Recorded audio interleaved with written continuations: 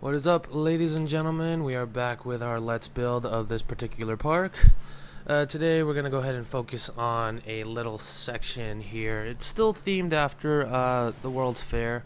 However, we are focusing on the area where the, I believe the Ferris wheel is, which they called the Midway Plaisance. I guess that's how they pronounce it. Plaisance. If you want to say it the American way, I guess if it's French, Plaisance. I'm looking at it right now. Plaisance. Plaisance? Whatever. Plaisance. Plaisance. Midway Plaisance. Call it what you will, but it was one of the most memorable places, whatever, of the World's Fair. Basically, that's where all the fun and excitement is, and I think some of the rides, I guess, sort of like the carnivals, the sideshows, and all that, whatever. Of course, where you have the White City, that was where most of the exposition was. Basically, all the future technologies, what was part of it? I know Aunt Jemima's syrup. Yeah, that was actually a thing during the fair. Yeah, basically in the White City, that was just the exposition of future technologies, of future products, like I said, diet soda and all that other stuff. That's why we have all the shops there. Over here, however, this little area will be kind of like New Orleans Square, you know, where you can go ahead and go through a Turkish village and go through the shops and things. And, you know, some people who watch the Disney Channel or World of Color, not World of Color, what am I talking about? Darn. I'm a Disney fan and I forgot the title of, oh, no, why would I forget? It was called Disneyland. It was literally called just Disneyland. The TV show that aired during the, what was it, the 50s and 60s, and then it later became The Wonderful World of Color. That was where, of course, you know, I'm getting off track. What am I talking about? But whatever. Go on YouTube if you're interested in all that.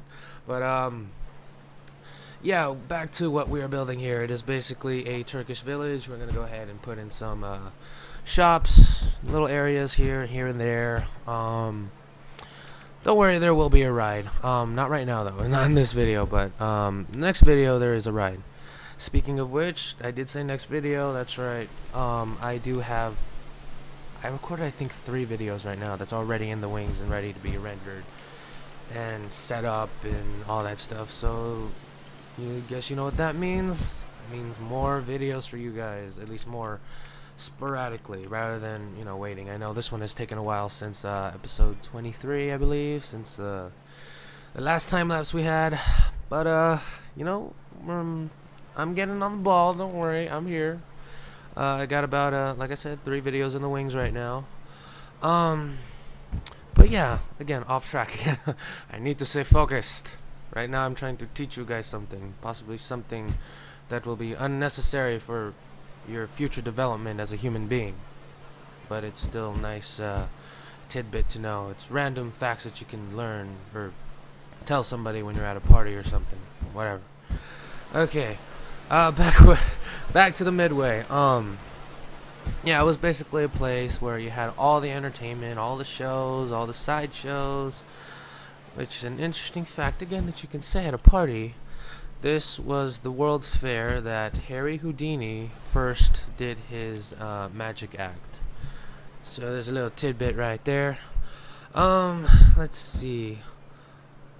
A little bit of history on the World's Fair. Of course, you notice that I told first entrance of the park, White City. Of course, this was during a time of racism still, even though they've already slavery has already been emancipated during the Civil War. Of course, it's still there. So, of course, people or minorities took offense that the place was called White City.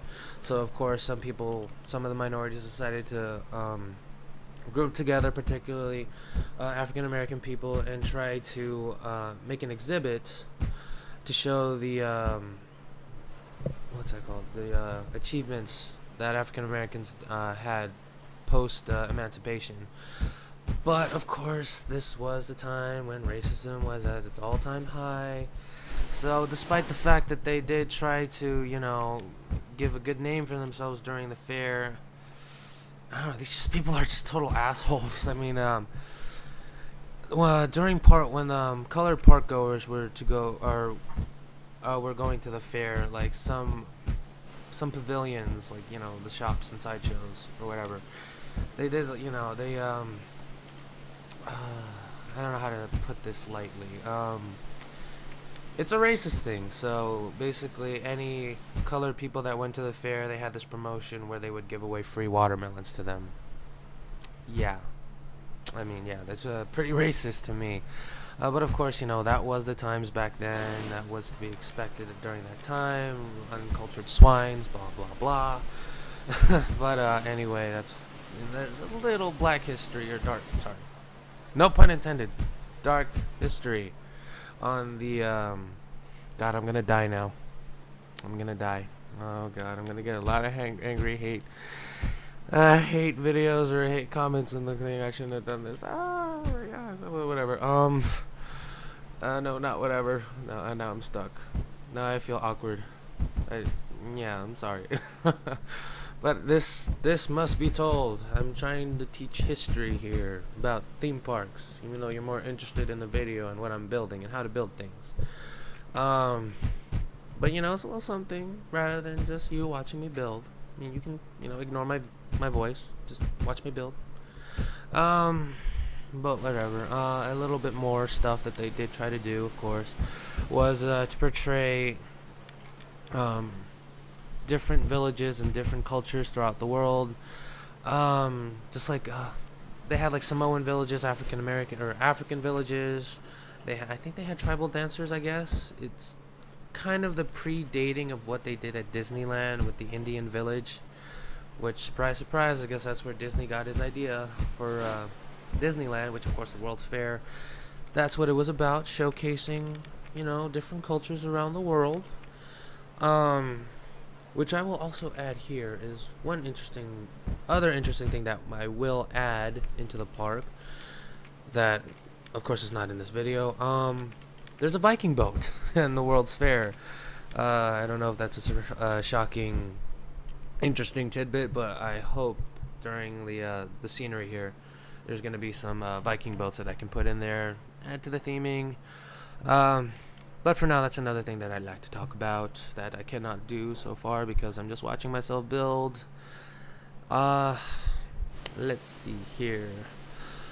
We're almost done with this little Turkish village. I think I already added the little shop there. We're gonna go ahead and continue that little tunnel there. Just missed it. That one right there. That big giant structure that I built the first time. It's gonna be a little entranceway towards a how do you say, a bazaar, a market, market in there. Of course, a little more shops and things inside there. Like I said, I'm sorry if this is not as interesting of a build as the previous stuff. Right now, it's just, you know, trying to theme everything as much as possible before going on to move other rides and stuff. Sorry, I was about to curse again. I don't want to curse. But yeah, if you notice in the construction, of course, I am using various pieces and whatnot in my build from various other sets.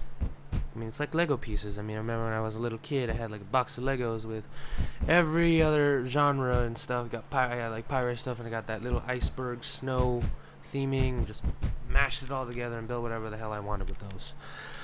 But yeah, that's what I basically... Well, that's basically the gist of trying to build... how do I say, non-uniformly. I mean, I don't know if I've already checked here, but I do check the skyline of this build currently to check to be sure if there's enough variety in this park, or not the park, but the darn it. Have you noticed I always do when I think? Anyone notice that? No? But whatever. Anyway, yeah, I checked the cityscape or the skyscraperscape to be sure that it's varied enough. I don't like making anything uniformic.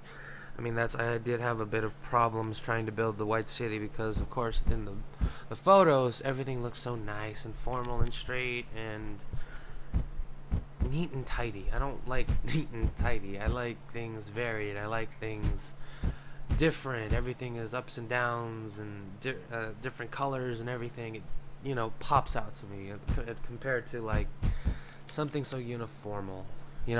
Sorry if I just noticed my mic was way ahead, way away, and I was probably whispering compared to how it is right now.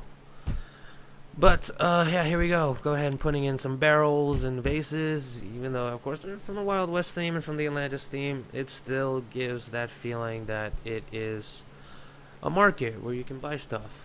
So, screw putting, or, I lost my voice. I lost my train of thought again. But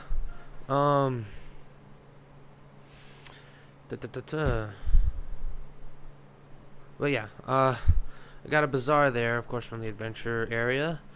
And like I said, it doesn't really matter where the sets come from as long as it fits what you want to build. And of course, like I said, the more non-uniformic it looks, the much better it looks. Much more appealing than something that looks so bland and straight and, goody two-shoes, whatnot. Meh. Darn, I am running out of things to say. But you know what? Let's go ahead. We're gonna go ahead and keep rambling and trying to pass the time. I'll try to find something interesting to talk about. I don't know. Oh well. Anyway, I was gonna save this for the next video, but I'll give a little tidbit on that little area. A little sneak peek. That whole thing is gonna disappear. Didn't like the way it was gonna look. The next one, it's gonna be another interesting thing about the fair, so at least go ahead and look forward to that. But there's another one coming up here, something interesting to talk about, but I'm not fast enough. Build faster, damn it. And I cursed again. Sorry, kids. I mean, usually once you grow up, you find yourself cursing a little more because of peer pressure and your friends cussing too. And then now that once you're an adult, you try not to do it anymore, but because you were cursing as a teenager, you still keep doing it, and it's just a thing that you just do. And yeah, you already noticed I'm trying to pass the time here.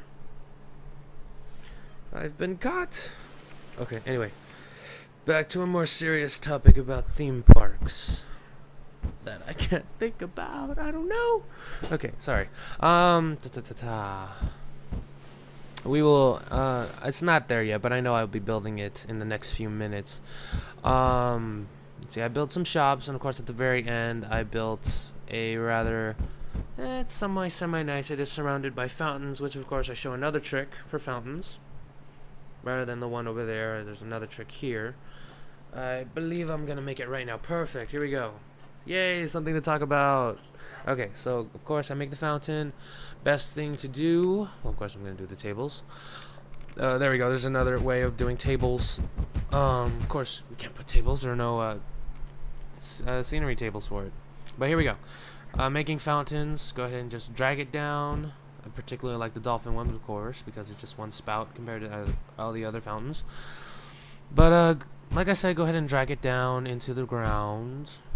And then of course, I didn't hide the dolphins as well as it should be, but at the ground point of view, you can barely see them. But that's a perfect way to make custom fountains without actually using custom scenery.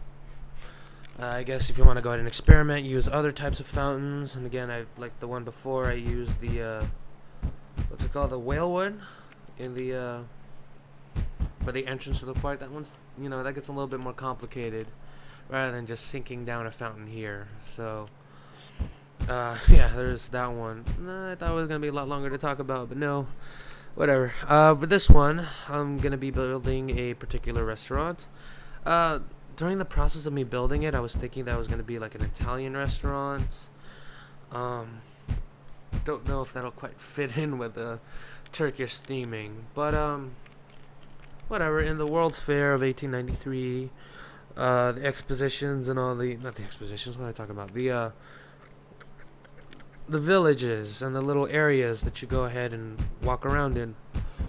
They had, ooh, I'm gonna spoil another one in the next video. Little Egypt, which I will be building. That's what's gonna be replacing the bland-looking tree area there.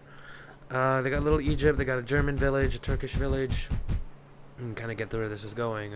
What other park do we have that's kind of like that? Yep, you guessed it, Epcot. Which, of course, not stole, but was inspired by the World's Fair and adding all those villages around the giant lake. I mean, do you kind of get it now that Epcot is really exactly like a World's Fair? You have the White City, which is the big giant white golf ball thing with the surrounding buildings, expositions, where you had the living seas, the land. What else is there? I've actually never been to Epcot. I really want to go, but I just don't have the money or the time, which I really do want to go. I want to go. Send me money so I can go to Epcot and enjoy my time there. Please. Oh, well, whatever. Enough of me begging for money here. Let's go ahead and continue. But yeah, I think what happened with Epcot was they were just going to make it one pavilion, which was, of course, the golf ball section. I'm just going to call that part the golf ball section, where you had, of course, the living seas, you had the land, you had, I think, Body Wars. That's as much as I remember. It was like a pavilion of chemistry, Hall of Chemistry, I think it was called, Hall of Chemistry. But yeah, that was just going to be one park. And then they had another idea about having the pavilions, and of course they were going to merge them together. However, now that I'm building this, I think they planned that all this time, seeing as the World's Fair already had pavilions and already had villages. So they were just trying to lie to us and make Epcot a little more interesting than it is. Yeah, trying to ramble on about stuff again. Alright, so anyway, another interesting part here. Like I said, I like making things a little more varied. That's why you see that these roofs here are non-uniformal. Sorry. Whew. Whoa, no, I don't want to yawn in this video. No.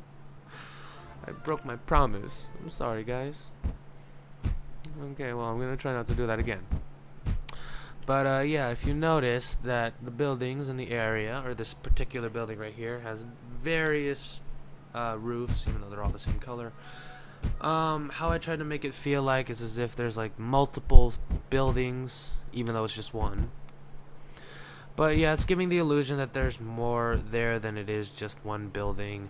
Most parks do use that, just like in they do use it in Disneyland. I mean, if you've noticed, the Tiki Room and the what is that called? It's recently changed last year. It's now a Mary Poppins themed restaurant. Before, I think it was like an annual pass center kind of thing.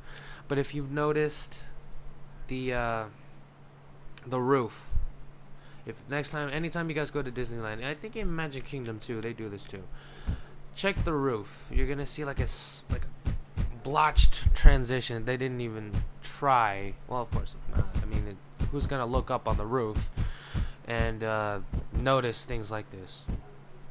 Okay, apparently I do. But despite that, you're gonna notice that it transitions from like colonial roof, and then there's like a shot line, and then you guys see like a straw roof. So it's like basically. It's like saying that you can make multiple buildings even though it's only one, making it the illusion. Well, at least for their illusion, it's that if you're on the Adventureland side, you could just see the straw roof, and then you're on the Main Street side, you see the main roof, or the colonial roof. But before I go on, again, I'm going ahead and going to talk about what I'm building here, which of course, I ran out of things to do, or stuff for people to build, actual attractions or buildings, so I went ahead and made that little cove right there like an employee break room, basically. I mean, workers have to chill too, even though of course these workers don't need to chill. It's a video game, they don't need that. But yeah, I just wanted to say that before that part goes away. But yeah, back to what I was saying. I know it's it's not similar to what I'm doing at first, but you know, it's one of those theme park tricks that they do in order to make things look more appealing, entertaining. But yeah, I guess we're at the end of the video. Oof. There we go. Okay, it's black. It's dark. I'm still talking. Why am I still talking? I don't know why I'm talking. Anyway, thanks for watching this video. We'll see you guys next time. Hey guys, thanks again for watching my video. Hope you guys enjoyed it. If you guys want, I got 2 videos down here for you guys to watch. If you guys didn't watch the previous episode, go ahead and click the left video. I think that's episode 23 or 24. Lost track of count of how many I have. Or if you never watched this before and want to try to start from the beginning, go ahead and click the right video. Also as well, if you do like my videos, go ahead and check or subscribe on that left button right there. Also, if you want, go ahead and follow me on Twitter or Google+. Click the link for Google+, and of course there is my address for Twitter located right below there, so go ahead and check it out. Also, first time ever for these end slates, I'm going to go ahead and take the time to go ahead and answer some questions on my comments. So from now on, if you guys haven't noticed, I'm going to try and answer most of these questions through video format. So without further ado, let's go ahead with the first question. This one's coming from G8 Green. He's going to ask, let's see, still want to know my favorite theme park or amusement park ride. Favorite theme park amusement park ride of all time that I love is Back to the Future, the ride at Universal Studios Hollywood, but it's not there anymore. My favorite ride. Little story about that one. When I was a kid and I watched the commercials for that ride, I saw the T-Rex go ahead and try and eat the car. I actually thought it was like a real T-Rex in there. Maybe not like real, but like an animatronic one. And that sort of freaked me out. So the first time I went to Universal's, I did not want to go in that ride. I mean, it's kind of believable. You see these 2 massive buildings. Even when I was a kid, I knew there were 2 rides, copies of the ride in each building. However, it was so big that I thought they housed a big T-Rex in there, kind of like how they did in Jurassic Park. But the way it moved in the commercial made it more real, so it kind of freaked me out and scared me. So yeah, I didn't want to go on that until, of course, my uncle coaxed me in. The line was so long, my heart was pumping. I didn't want to go on it. And the really claustrophobic in those small doors. And of course, when the doors opened, there it was, my future car, the DeLorean. And as soon as I was done with that ride, that was it. Match made in heaven. My favorite ride of all time. Still can't ride it anymore. Now it's the Simpsons ride. I kind of like it. I mean, it's not as good as Back to the Future, but of course they still have it in Japan, so at least you can go ahead and ride it in Japan and listen to Doc Brown talk to you in Japanese. Okay, moving on to a next question. This one's coming from JT Jones 1294. He asks, why don't I save the park and go to sandbox mode so those buttons on the right don't go away, or will go away? Reason why I'm still building it in Custom Scenario Builder is that just in case I want to make the park a little bit bigger, I can go ahead and do that. I think once I save it as a sandbox, then that'll be it. I can't go ahead and expand the park anymore. So it's just in case I want to make it just a little bit bigger and I need more space and more room. Or better yet, if I want to go ahead and customize anything else, because in my personal opinion, the custom scenario editor is the one where you have the most options to change everything. So I'm sorry if it does kind of bug you guys if the buttons are there, but you know, I keep it in custom scenario, so just in case I want to go ahead and update anything or modify anything that I want. Okay, well, that's it for this, guys. If you guys want to have any more questions, go ahead and ask in the comments. I'll try and I'll probably keep it up to 3. So far I've only seen 2 that I'll be able to answer. But yeah, go ahead and ask in the comments. I'll be giving you guys a special treatment by asking you guys here at the end slate of the videos, each and every video, possibly at least 3. Alright guys, thanks again for watching. We'll see you guys in the next video.